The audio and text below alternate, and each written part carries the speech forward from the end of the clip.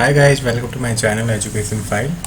और आज हम पढ़ने वाले हैं वुड्स डिस्पैच के बारे में, जो कि आया था 1854 में। ये है कंटेम्प्रेरी इंडिया में एक टॉपिक जो कि है बीएड फर्स्ट ईयर में, और काफ़ी इंपॉर्टेंट है। वुड्स जो ये चार्ल्स वुड थे, उनका जो इंडियन एजुकेशन सिस्टम पे इम्पैक्ट है वो बहुत ज़्यादा है। तो चलिए देखते हैं क्या क्या पॉइंट थे, क्या इनकी मेरिट्स थी, क्या एम्स थे और क्या डीमेरिट्स थी इसकी।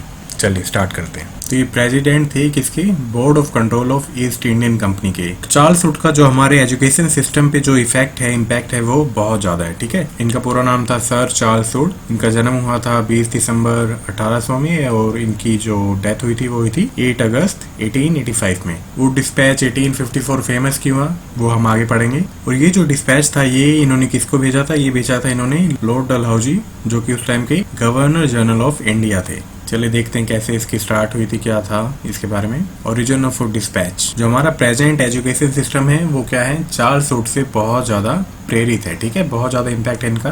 तो हर 20 साल बाद क्या होता था? ईस्ट इंडिया कंपनी, या जब अंग्रेज इंडिया में थे, तो हर 20 साल बाद एक नया चार्टर आता था, घोषणा पत्र जिसे कहते हैं। तो 1853 में पार्लियामेंट्री जो बोर्ड था, उन्होंने इंडियन एजुकेशन सिस्टम का सर्वे किया कि कैसी पढ़ाई है, कैसा एजुकेशन सिस्टम है, क्या क्या जरूरत है एजुकेशन सिस्टम में, और कैसे हम उसे डील कर सकते हैं। ठीक है, और ये क्या थे? उस टाइम प्रेसिडेंट थे उस सर्वे टीम के। और इन्होंने सर्वे करने के बाद जो भी इनकी रिपोर्ट आई वो इन्होंने भेजी ईस्ट इंडिया कंपनी को, जो कि फॉरवर्ड की गई इंडियन गवर्नमेंट को। ठीक है, एज ए डिस्पैच।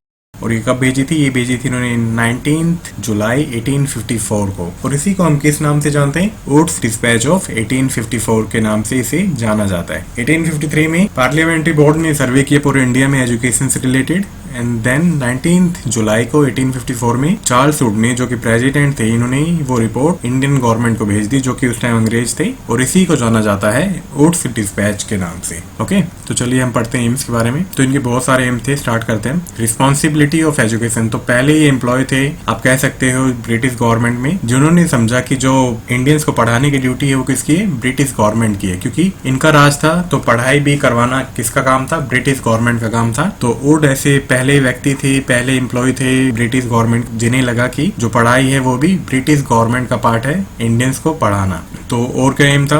एम ये था कि पढ़ाई का महत्व ये था कि जो भी लोग थे इंडियंस से, हम उनमें इंटेलेक्चुअल लेवल और मॉरल कैरेक्टर बढ़ाया जाए और उन्हें ब्रिटिश जॉब के लिए तैयार किया जाए। ठीक है, मेन पर्पस तो इनका क्या था कि उनकी पढ़ाई करवाओ, और जो जॉब मिलनी है ब्रिटिश गवर्नमेंट में, पढ़े लिखों को जॉब दो, ताकि वो और अच्छे से काम कर सकें ब्रिटिश गवर्नमेंट के लिए। नेक्स्ट एम है इंपॉर्टेंस ऑफ ओरिएंटल लैंग्वेज। जो सर्वे टीम ने क्या कहा कि जो इंडियन लैंग्वेज है उसे ही बेस रखो, वेस्टर्न नॉलेज ग्रैब करने के लिए, वेस्टर्न नॉलेज सीखने के लिए इंडियन लैंग्वेज का यूज किया जाए। और उस टाइम जो ओरिएंटल लैंग्वेज थी वो कौन कौन सी थी? संस्कृत, अरेबिक और पार्सियन। ठीक है, medium of instruction. Higher education में क्या था? जो इंस्ट्रक्शन की लैंग्वेज थी उसे इंग्लिश होना था। ठीक है, और टाइम टू टाइम अगर उन्हें जरूरत फील होती तो वो बीच में इंग्लिश पढ़ा सकते थे। उन्होंने स्कॉलरशिप सिस्टम भी इंट्रोड्यूस करने की बात कही कि जिसकी परफॉर्मेंस अच्छी है उसे वजीफा दिया जाए, उसे स्कॉलरशिप दी जाए। और जो यूरोपियन नॉलेज की बात थी वो किसमें देनी थी? वो देनी थी इंग्लिश लैंग्वेज में। ठीक है, इंग्लिश लैंग्वेज का यूज करना था, और जो बाकी नॉलेज थी उसे दी जानी थी इंडियन लैंग्वेज में। ठीक है, जो भी संस्कृत, पार्सियन और अरेबिक थी उस लैंग्वेज में इंडियंस को प्रोवाइड करना था। एस्टेब्लिशमेंट ऑफ एजुकेशन डिपार्टमेंट, तो इसके अंतर्गत क्या था? हर एक प्रोविंस में, हर एक प्रांत में एक एस्टेब्लिश डिपार्टमेंट होना था, ताकि वो जो प्रॉपर सर्वे है, प्रॉपर जो टीचर्स की ड्यूटी है उसे, और स्कूल्स को अच्छे से इंस्पेक्ट कर सके। ठीक है, तो इनका एक और काम था कि हर एक प्रांत में यूनिवर्सिटी बनाई जाए, और जो मद्रास यूनिवर्सिटी है, कलकत्ता यूनिवर्सिटी और जो बॉम्बे यूनिवर्सिटी है वो 1857 में बन भी गई थी। कितना जल्दी काम हुआ था आप देख सकते हो कि 54 में डिस्पैच आया और 3 साल में यूनिवर्सिटी को बना दिया गया। और इसके अंतर्गत क्या हुआ? पंजाब में भी एक यूनिवर्सिटी बनाई गई 1882 में आई थिंक, और इलाहाबाद में यूनिवर्सिटी बनाई गई 1887 में आई थी। तो ये सब क्या था? वुड्स डिस्पैच ने ही बात कही थी कि हर एक प्रांत में एक यूनिवर्सिटी होना जरूरी है। ठीक है, now establishment of graded school, इसका मतलब था कि जो यूनिवर्सिटी है उससे कॉलेजेस एफिलिएट हो, कॉलेजेस से स्कूल एफिलिएशन हो, हाई स्कूल हो, हाई स्कूल के अंडर क्या हो? मिडिल स्कूल हो, और मिडिल स्कूल के अंडर क्या हो? प्राइमरी स्कूल हो। ठीक है, तो प्रॉपर क्या है? एक ग्रेडेड सिस्टम है। Okay, expansion of mass education, तो उस टाइम क्या था कि जो पढ़ाई लिखाई थी बहुत बहुत लिमिटेड लोगों तक थी, जिनके पास पैसा था वो बाहर जाके पढ़ाते थे। ओके, पर जो गरीब लोग थे उनके पास एजुकेशन का कोई रास्ता नहीं था, तो मास एजुकेशन के लिए इन्होंने बात कही कि पढ़ाई सबको करवाओ और सबको इंटेलेक्चुअल लेवल पे और मोरल लेवल पे उन्हें नॉलेज दो, उन्हें ज्ञान दो, उन्हें एजुकेशन प्रोवाइड करो। और इस रिकमेंडेशन को पूरा करने के लिए क्या करना था, प्राइमरी स्कूल बनवाने थे, मिडिल स्कूल बनवाने थे, क्योंकि ये क्या है सबसे बेसिक यूनिट है एजुकेशन का ना। जितने ज्यादा प्राइमरी स्कूल होंगे बच्चा उतना पढ़ सकेगा। देन उसके बाद अगर बच्चा पढ़ना चाहे तो मिडिल स्कूल में पढ़ सकता है, और ज्यादा पढ़ना चाहे तो वो हाई स्कूल में पढ़ सकता है, ठीक है, एंड सो ऑन। अगर कॉलेज जाना चाहे तो कॉलेज जा सकता है, और यूनिवर्सिटी में जाना चाहे तो यूनिवर्सिटी जा सकता है। फिर देन है ग्रांट इन एड सिस्टम। इन्होंने ग्रांट देने की बात कही कि जो अच्छे इंस्टीट्यूट है उन्हें ग्रांट दी जाए, उन्हें फंड दिया जाए, पैसा दिया जाए, ताकि जो इंस्टीट्यूट है वो भी अच्छे बन सके, और जो टीचर्स की जो एजुकेशन है, जो ट्रेनिंग है, उन पे भी अच्छे से ध्यान रखा जाए। तो फंडिंग की बात इन्होंने कही थी इस सर्वे में। तो डिस्पैच में एक और रिकमेंडेशन थी कि जो टीचर्स है उन्हें अच्छे से ट्रेन किया जाए, ठीक है, जैसे हम लोग बीएड करते हैं ना, तो ऐसे उन्होंने भी कहा कि टीचर्स के लिए भी एक स्पेशल प्रोग्राम होना चाहिए और उन्हें भी प्रॉपर वे से ट्रेन किया जाना चाहिए, ताकि जो स्कूल्स हैं वो अच्छे से चल सके। देन है एजुकेशन ऑफ वुमेन। उस टाइम वुमेन के लिए एजुकेशन उतना नहीं था, तो इन्होंने वुमेन्स की पढ़ाई के लिए भी बात कही।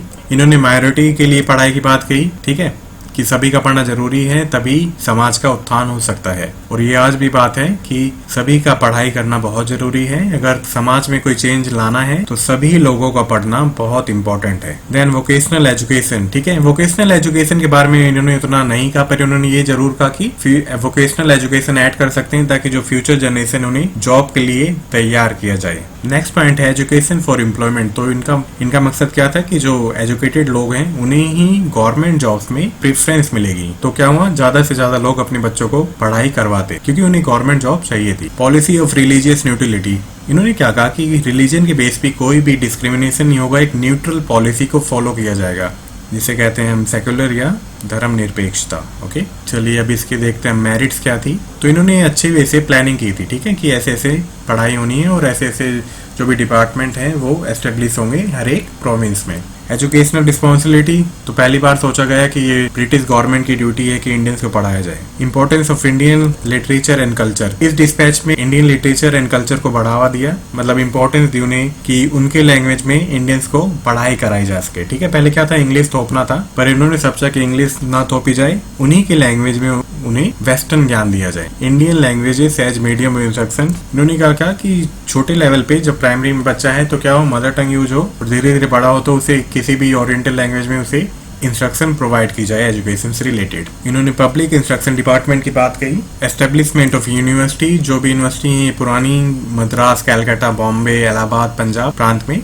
तो ये उसी टाइम की बनी है, ठीक है। Expansion of mass. मास मतलब सभी लोगों को पढ़ाना, ये नहीं जिसके पास पैसे उन्हें पढ़ाना। इनका मकसद था कि सभी लोगों को पढ़ाया जाए, मास ऑडियंस को, मास पब्लिक को टारगेट किया जाए। एजुकेशन सॉल्यूशन ऑफ अनएम्प्लॉयमेंट, ठीक है, मतलब सब पढ़े लिखे होंगे तो क्या होगा, वो जॉब के लायक हो सकेंगे और सबको काम मिलेगा, ठीक है। Training of teachers. इन्होंने टीचर्स की प्रॉपर ट्रेनिंग की भी बात कही थी। वीमेन एजुकेशन के लिए इन्होंने बात कही, क्योंकि वीमेन एजुकेशन बहुत कम था। देन आते हैं डीमेरिट्स पे। डीमेरिट्स क्या थी, डिफेक्टिव सिस्टम ऑफ एजुकेशन। इनका मकसद क्या था कि बस पैसे कमाना और नॉलेज प्रोवाइड करना इनका मकसद नहीं था।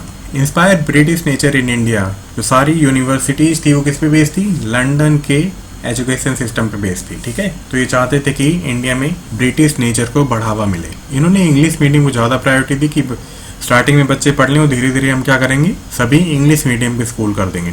Spreading western knowledge. Indian language में ज्ञान तो देना था, पर ज्ञान कहाँ का देना था, वेस्टर्न वर्ल्ड का ज्ञान देना था, ठीक है। और इनका ये भी मोटो था कि जो वेस्टर्न नॉलेज है, वेस्टर्न कल्चर है, वो इंडियंस को सिखाया जाए। Mechanical control. In the end school तो थे, पर उस पे मैकेनिकल कंट्रोल किसका था, ब्रिटिश गवर्नमेंट का था। वोकेशनल एजुकेशन के लिए बात तो कही गई थी, पर रियल में वो ऐसा नहीं था। वोकेशनल एजुकेशन उतना स्टार्ट नहीं हो पाया कि बच्चों को जॉब रेडी बनाया जा सके। और इनका मोटो था कि जो क्रिश्चियन मिशनरीज हैं, जो अपने धर्म का प्रचार करती हैं, उसे बढ़ावा दिया जाना था, ठीक है। लैक ऑफ स्पेसिफिक एम्स, क्योंकि मेन एम क्या था इनका, पैसे कमाना और लोगों को ब्रिटिश गवर्नमेंट के अकॉर्डिंग उन्हें जॉब के लिए तैयार करना, ठीक है। बाकी इनका एजुकेशन या नॉलेज प्रोवाइड करना उतना मेन मोटो नहीं था, ये अपने फायदे के लिए इंडियंस को पढ़ाना चाहते थे। लैक ऑफ फ्लेक्सिबिलिटी, क्योंकि वही इंडियंस को पढ़ाना बस क्यों इनका मकसद था, ताकि उन्हें नॉलेज मिले और वो ब्रिटिश के लिए अच्छे से काम कर सके। क्योंकि पढ़ा लिखा इंसान क्या होगा, वो ऑफिशियल वर्क अच्छे से कर पाएगा, और इनका मकसद यही था कि इंडियंस को पढ़ाया जाए और वो ब्रिटिश के जितना काम आ सके उतने काम आए।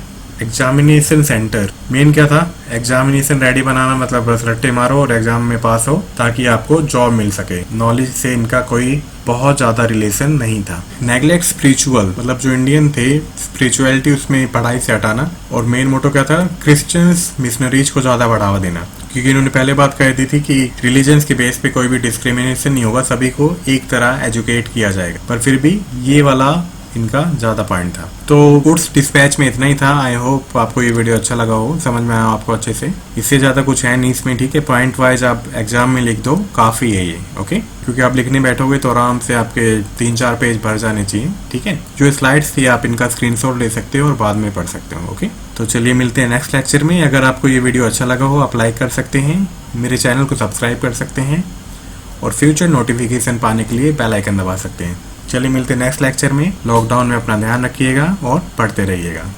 Bye bye, take care.